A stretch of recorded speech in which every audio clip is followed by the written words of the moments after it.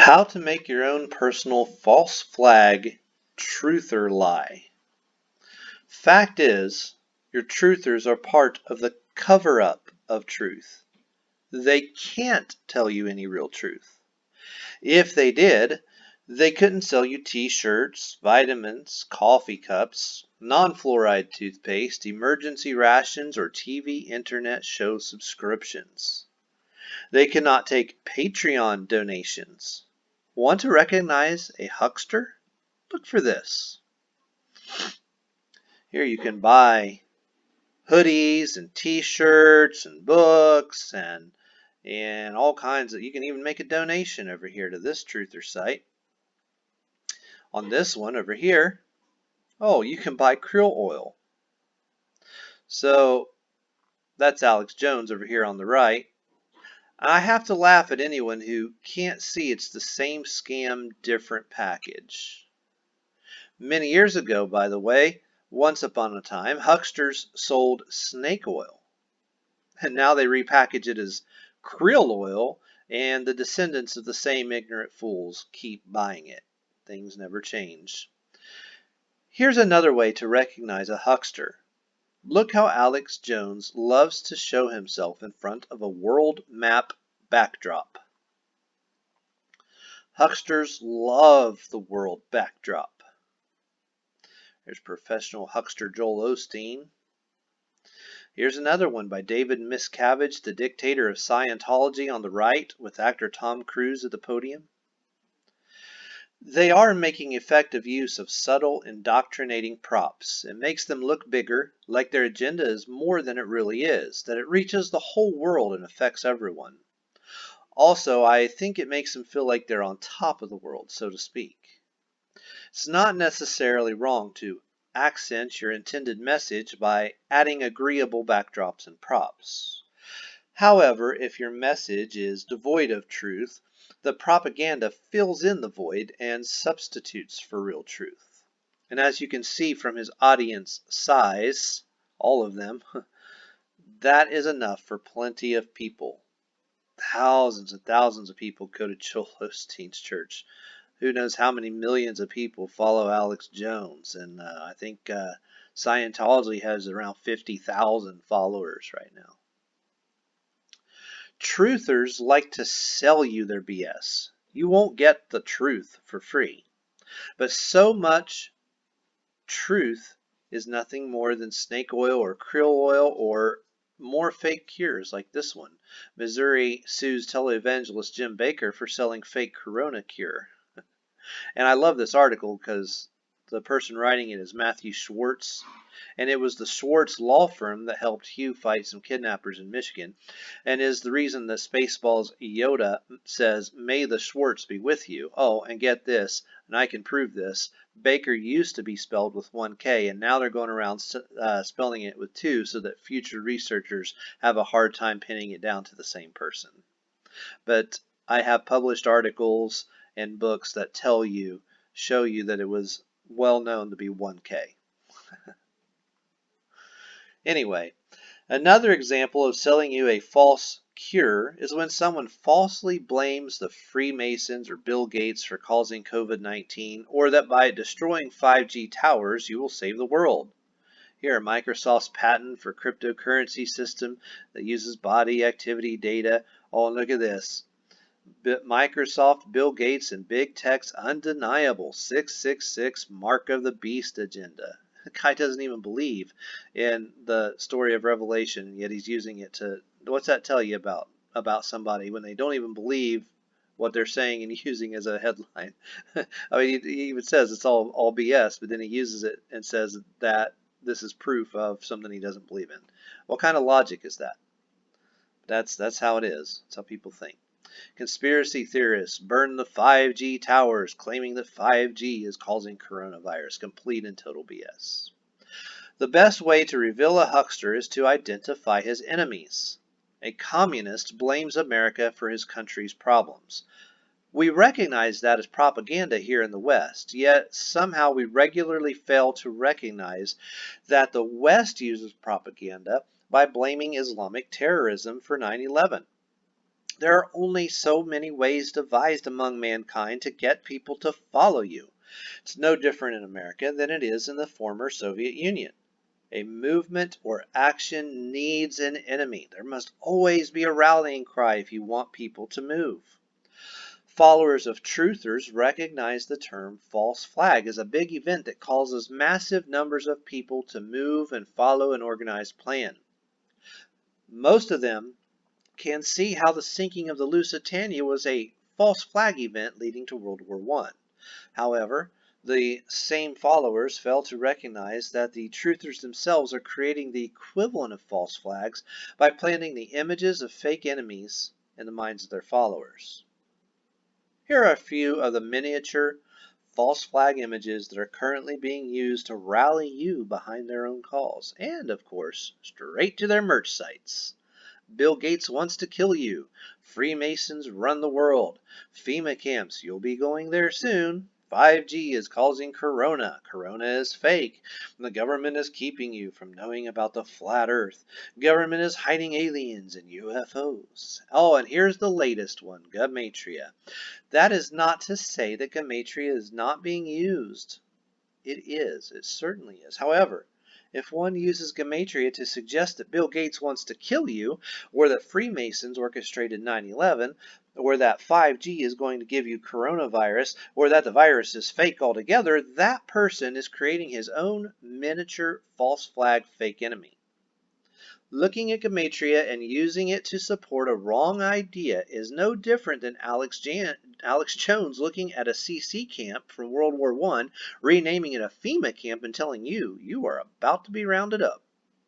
Here is an example of how to use Gematria to reach a wrong conclusion. I took the first story I came to on CNN from today, 5/1.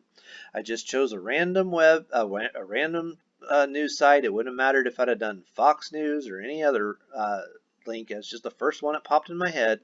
And there's the link right here on my blog, which will be, the link will be for the blog is under the YouTube channel. So you can go on there and get this link too if you want. And here was the headline from the article. Critics said the flu kills more than coronavirus. Why, that's not a fair comparison, and now it's not even true. Well, this was a pretty good article because they're right. I mean, we shouldn't be comparing coronavirus to flu. They're not apples to apples at all. And coronavirus is killing far more people than the flu in the same amount of time. Okay. Now, anyway, but that's not what that's not what I'm talking about. This is, I'm going to show you how to use Gematria wrongly using that headline. If I open gematrinator.com, I can quickly create the following link between two related words. For example, flu is 42, as I have circled here. Vaccine is also 42, as I have circled here. Notice that flu and vaccine both share a Gematria value of 42, so also do the following: Freemason, Jesuit, Saturn, Capstone. So to many, the fact that these words match proves that Freemasons and Jesuits are Saturnian devil worshippers who created the coronavirus only to convince you it's worse than the flu to force you to buy vaccinations. But ask yourself, why did you choose those words that equal 42? Is it because they support your hypothesis? Is it to set up a fake enemy that you have absolutely no proof whatsoever is actually creating coronavirus or the media stories or the vaccines? Why not choose the following words that also equal 42? Hell's Angels equals 42, InfoWars equals 42, Vampire equals 42.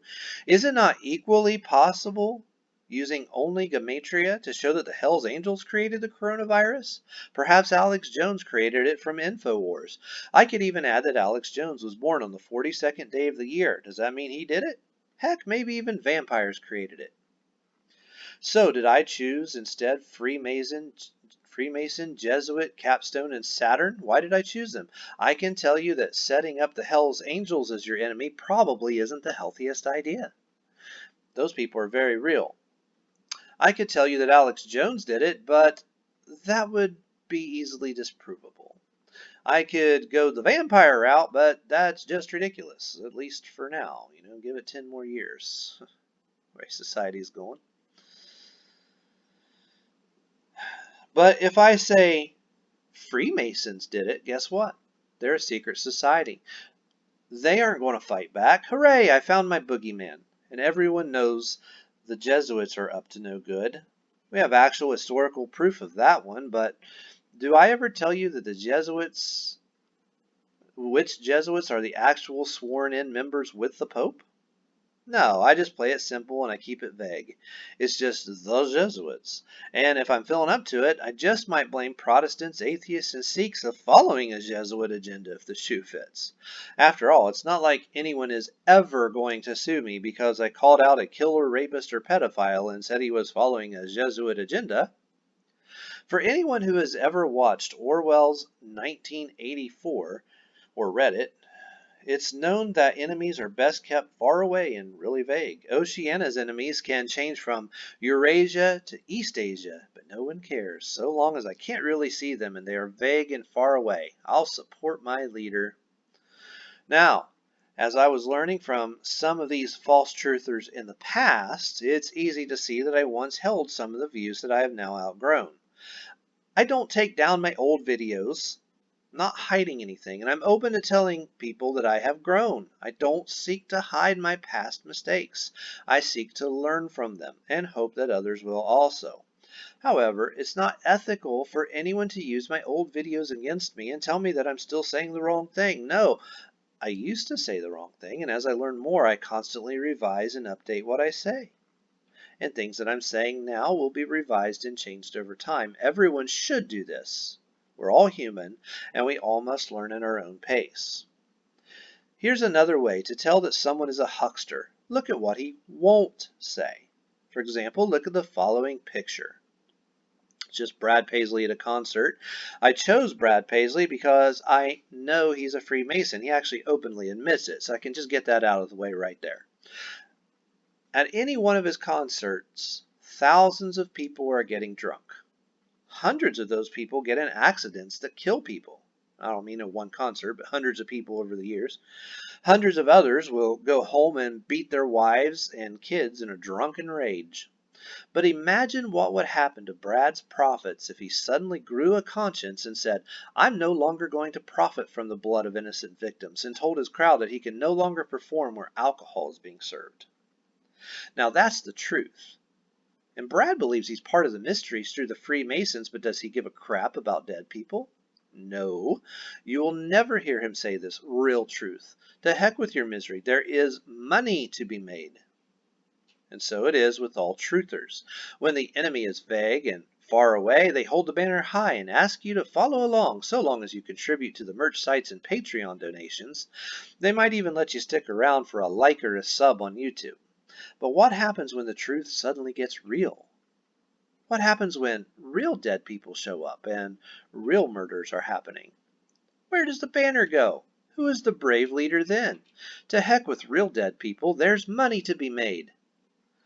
When Hugh Squire tells you that the CBS White House correspondent, Major Tom Garrett, helped to hide the murder of real women by creating the story of Bradley Manning, turning to Chelsea Manning, as Hugh's wives were killed on the Manning Ranch, and Hillary's emails were sent to Hugh's computer business, suddenly it gets real.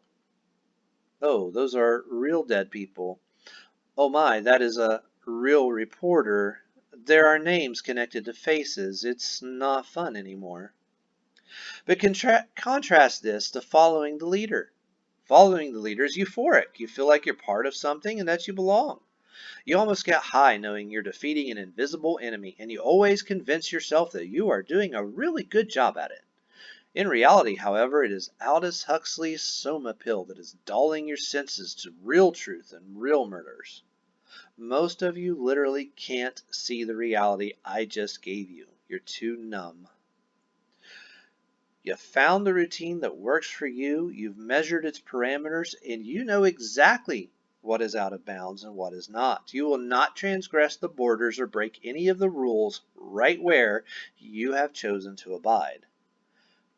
For example, Christians will not break their orthodoxy. Atheists will not challenge the accepted view of what they believe is science. Scientologists dare not question L. Ron Hubbard or David Miscavige. Gematria followers dare not question the other Hubbard, who ironically is from Washington, where Scientologists have a big following. Jones followers will drink the Kool-Aid all the way to their death, and Alex Jones followers believe they have the truth, not the mainstream media. Hyles Anderson College students are disloyal if they question Hyles or a ministry leader. Catholics dare not question the Pope, especially if he's sitting on St. Peter's chair and speaking ex cathedra, where his words literally outweigh the words of the Bible he believes. Each of you have chosen your invisible enemy. Christians hate the devil, atheists hate religion, Scientologists hate psychologists. Gematria followers and truthers believe the Freemasons and successful people like Bill Gates are the enemy.